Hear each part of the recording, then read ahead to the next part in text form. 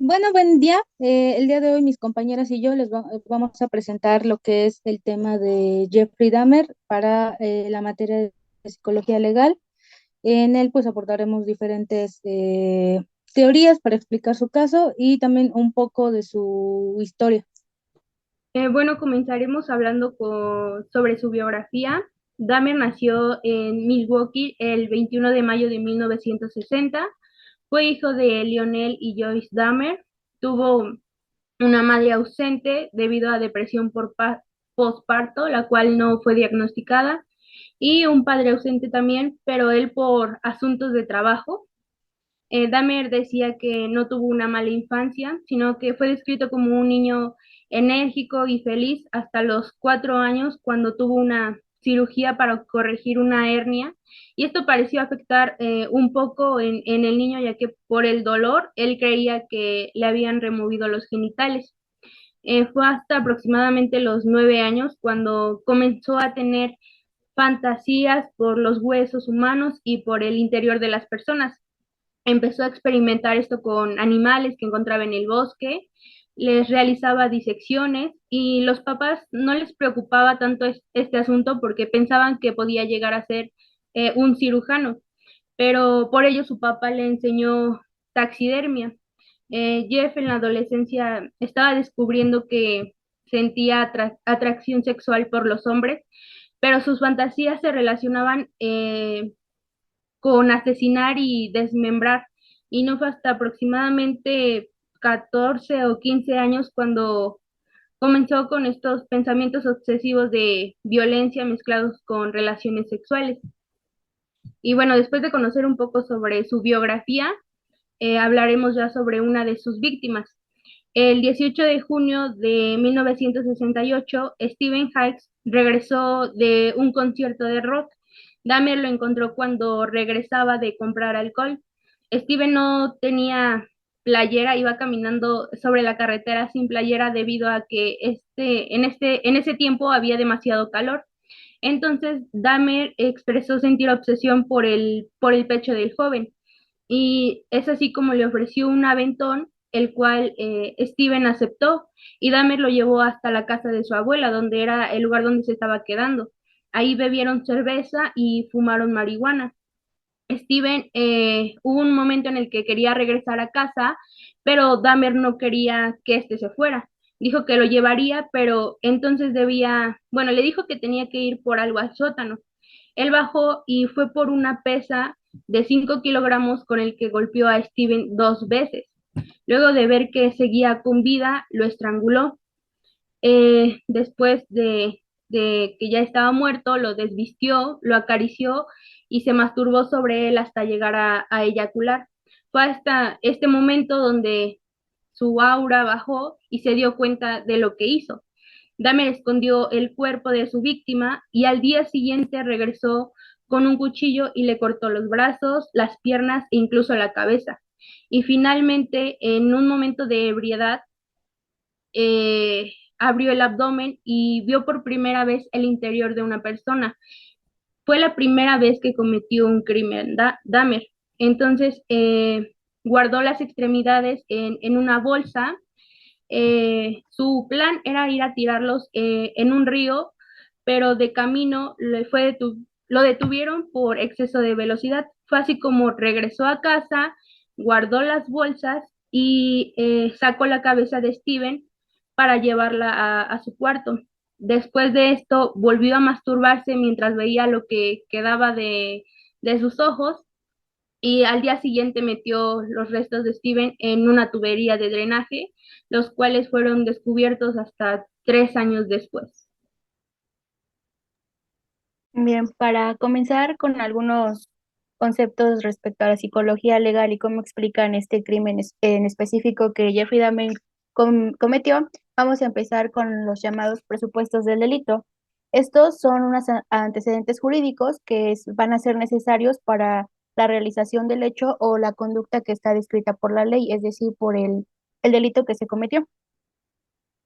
El primero de ellos va, para que el delito sea cometido, primero se empieza por los sujetos quienes son participantes en en el delito. Encontramos al sujeto activo, que es la persona humana que comete el delito. En el caso de Jeffrey Dahmer, en contra de Stephen Hicks, es el sujeto activo, que es quien comete el delito, es Jeffrey Dahmer. El sujeto pasivo, que es la persona física que va a sufrir las consecuencias de dicho delito, va a ser Stephen Hicks. Y también vamos a encontrar que está el objeto material y jurídico. El material va a ser el bien sobre el que recae el delito.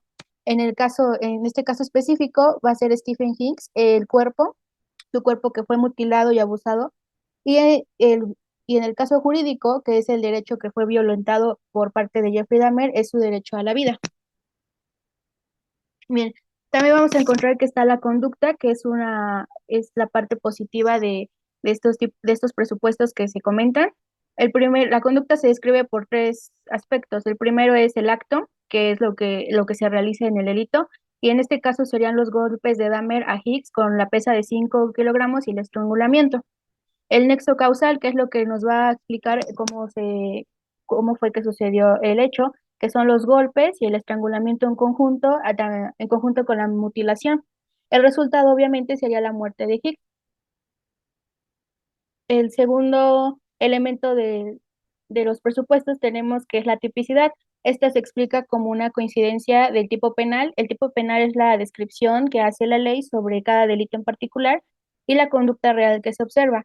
En este caso, por lo mismo que comentó el mismo Jeffrey una vez que él fue atrapado y lo que encontraron las autoridades en evidencias, el Hicks sí fue asesinado por los golpes con esa pesa, fue estrangulado y además también fue mutilado. Es decir, que lo que describió la ley en los hechos y lo que Jeffrey Dahmer también concordó es la tipicidad nos dice que sí sucedieron las cosas tal cual él los cuenta y tal cual se encontraron las evidencias. En el tercer elemento tenemos la antijuricidad. Esta es la constatación de que la conducta delictiva va en contra de la ley.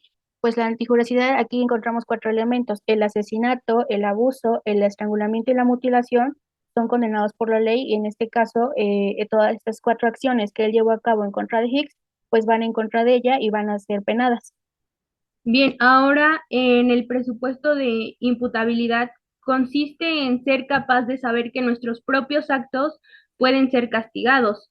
Dahmer se dio cuenta que de lo que había hecho cuando su aura bajó, hasta que pudo masturbarse sobre él hasta llegar al punto de eyacular. Y fue aquí donde tomó conciencia que había golpeado a Steven 2 veces con una pesa y que lo había estrangulado, pero pues no todo se quedó hasta ese punto, sino que además cortó sus brazos, las piernas y la cabeza con la cual volvió a hacer el acto de masturbarse y para no ser descubierto, Dahmer tiró los restos de Steven al drenaje.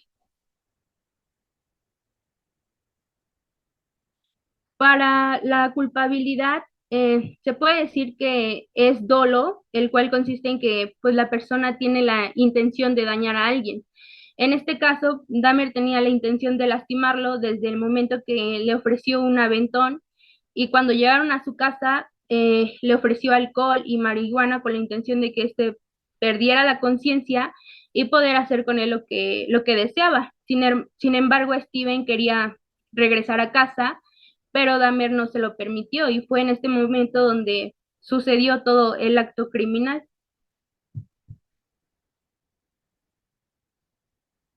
En las condiciones objetivas, que básicamente es la pena que se le da a la persona, dependiendo de cómo se dé el delito, se determinará si será mínima o máxima.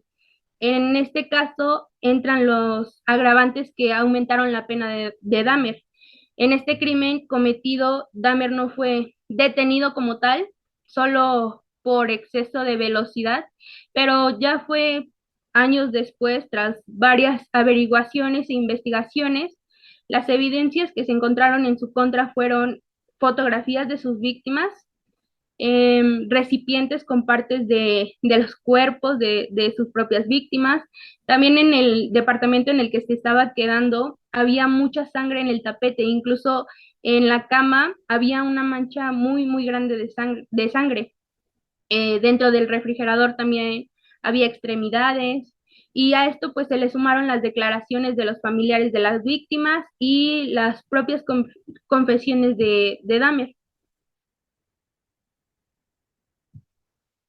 Ahora en la punibilidad, que es la pena que se le aplica al delito según la ley, Dahmer fue condenado a 15 cadenas perpetuas. Esto fue aplicado por la ley, pero ya dentro de prisión fue asesinado por uno de sus compañeros. Él hacía referencia que era como un mensajero de Dios y que le había hablado pidiéndole que castigara a Dahmer por todas las vidas inocentes que quitó y por las familias que destruyó, pero esto ya fue por uno de sus compañeros en prisión. Él fue asesinado por alguien dentro de prisión. Ahora vamos con las bases teóricas. Una de ellas es la pirámide de Maslow. Le puedes pasar por Vanessa.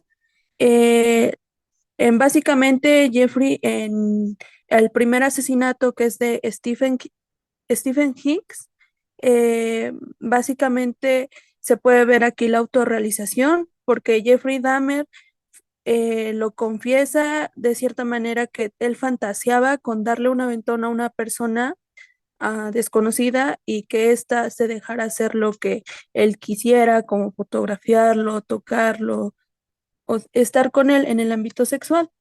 ¿Le puedes pasar, por favor? En la parte de Sigmund Freud, en la teoría de etapas del desarrollo psicosexual, y también veremos la del aparato psíquico.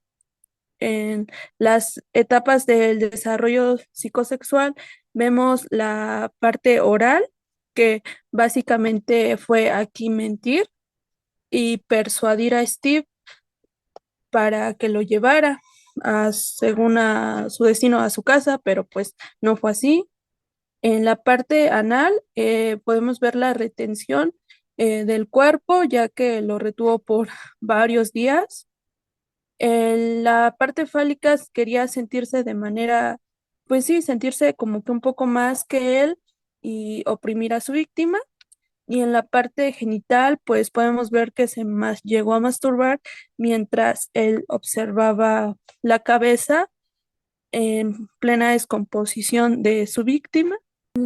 En el aparato psíquico lo que vemos es la parte del super yo, el ello y el yo. En el super yo realmente, básicamente es de que la parte en donde él se llega a preguntar de que si realmente lo iba a llevar o no lo iba a llevar, porque él en sus confesiones dice que sí tenía planeado llevarlo, pero cuando lo vio en su casa y dijo, pues tengo una oportunidad, ¿por qué no?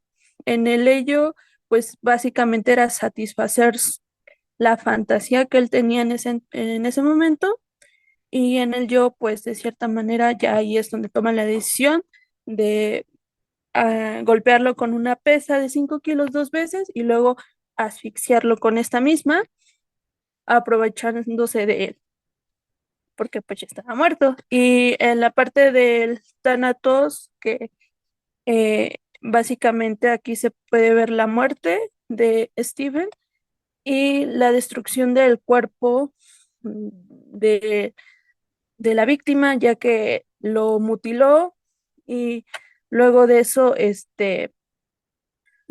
mm, em, pues más que nada esperó a que los huesos, se fueran como, bueno, que se desprendiera la carne de sus huesos y hacerlos polvo. Bueno, ahora vamos con otra teoría que es la de Alfred Adler.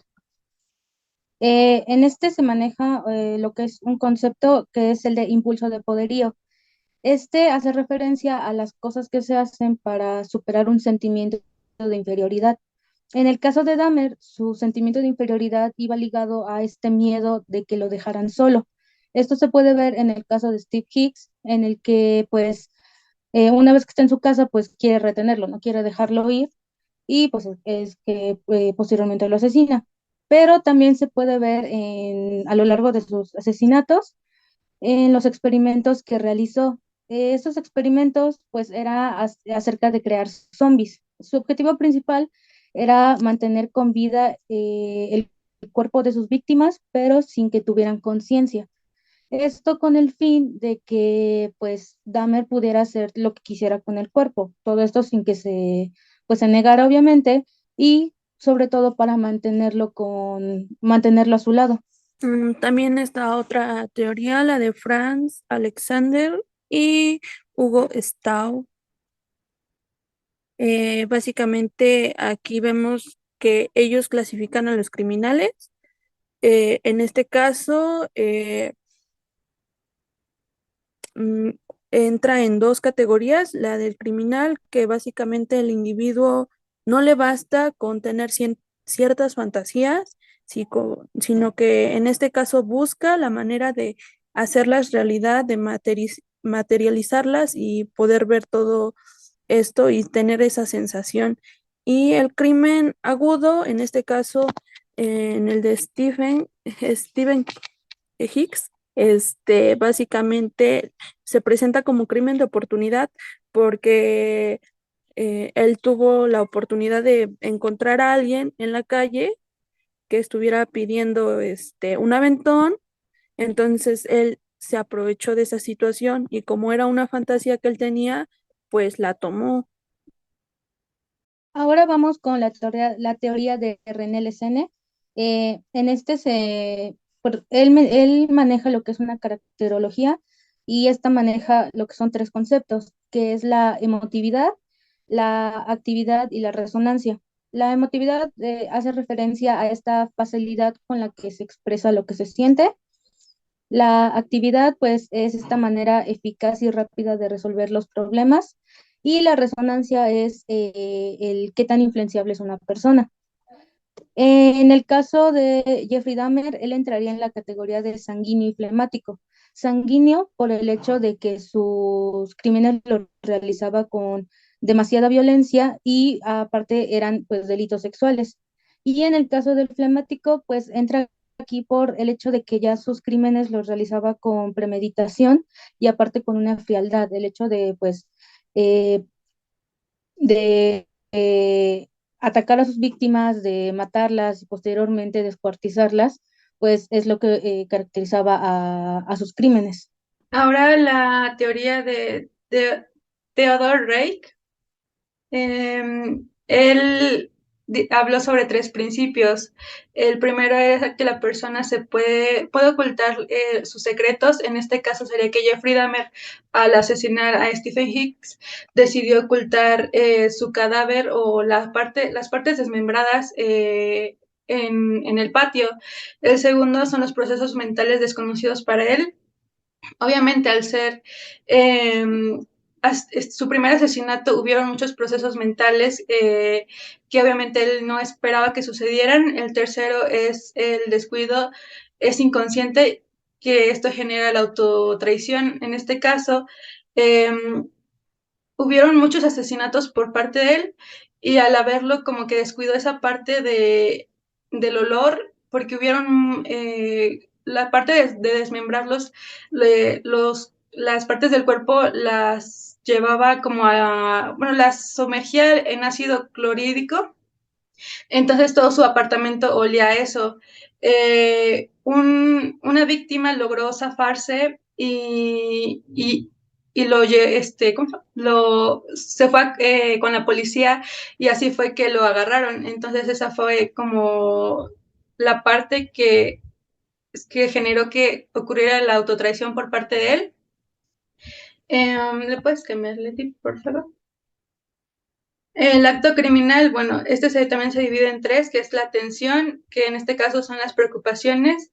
Él sentía quizá una atracción obsesiva hacia los hombres y experimentaba una necesidad compulsiva. Él trataba de controlarlos y poseerlos. Esa atención, pues obviamente es un factor al impulso que generó esas acciones criminales. El estado es en el cómo se manifestó, obviamente se manifestó con problemas de salud mental que influyó en su capacidad de poder controlar sus impulsos. La necesidad es qué es lo que necesitó satisfacer. En este caso, pues se relaciona con la gratificación de sus impulsos sexuales porque obviamente satisfació sus deseos, en este caso, pues el poder y el sentir que dominaba a sus víctimas. ¿Le puedes cambiar, por favor? Los indicios se dividen en dos, que son los objetivos y los subjetivos.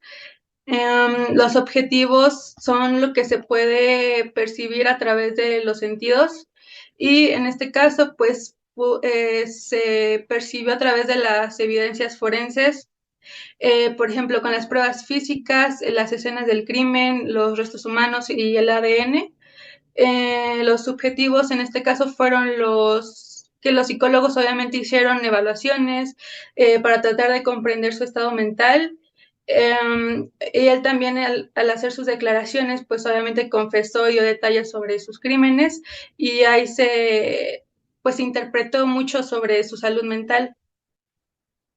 En este caso, la teoría de Melanie Klein, ¿le puedes cambiar?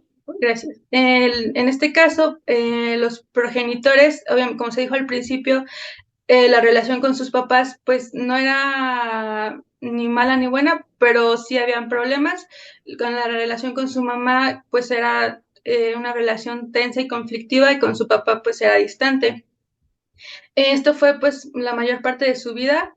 En los objetos no hay registro de que se haya hecho, haya maltratado o haya hecho mal con los objetos, pero con los animales es que empezó, con insectos, empezó a desarrollar mucho interés con la recolección de ellos y empezó de muy pequeños a recolectar insectos más superiores. Con las personas, pues en este caso es que su primera víctima fue Stephen Hicks. También se dice que, de hecho, con las personas es que las víctimas se relacionan quizá con la figura paterna o materna, y aunque aquí no hay un registro de eso, pues sí se propusieron muchas teorías de que quizá influyó mucho que la elección de su víctima, pues se basó con el poder y el control que tenía sobre las personas en general. Entonces, sí, aunque no hay un registro que lo diga en general, pero su primera víctima pues fue relacionada con un hombre y fue Stephen Hicks. Ahora ya para finalizar, hablaré acerca de los términos jurídicos. Concretamente, en el caso del asesinato de Steve Hicks, se presentan lo que son los cuatro. Se presenta la alevosía por el hecho de que ataca de manera desprevenida a Steve con una pesa. En el caso de la premeditación, es por el hecho de ir a buscar a su sótano una pesa para golpearlo. En el caso de la traición como tal, es porque le prometió desde un principio que iba a darle un aventón hacia su casa, pero pues posteriormente el no quererlo dejarlo ir, el retenerlo y posteriormente asesinarlo. Y por último, la ventaja. En este caso sí se presenta ventaja porque lo golpea con una pesa de pues 5 kilos y cuando está inconsciente lo estrangula. Y ese fue, bueno, nuestro tema y la explicación respecto a cómo un crimen en concreto de Jeffrey Dahmer se relaciona con varios conceptos y bases teóricas de la psicología legal.